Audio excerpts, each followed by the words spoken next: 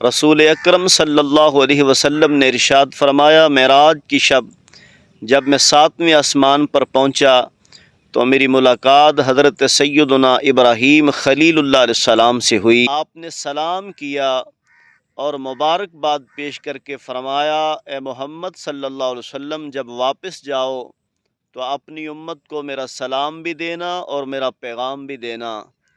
पैगाम ये है कि अल्लाह की जन्नत की मिट्टी बड़ी पाकीज़ा है, इसका पानी बड़ा मीठा है, इसकी ज़मीन बड़ी ज़रख़ेज़ है, बड़ी वसी है। ज़्यादा से ज़्यादा अपने नाम के इसमें बागात लगवाएं। अब जन्नत में बागात कैसे लगते हैं?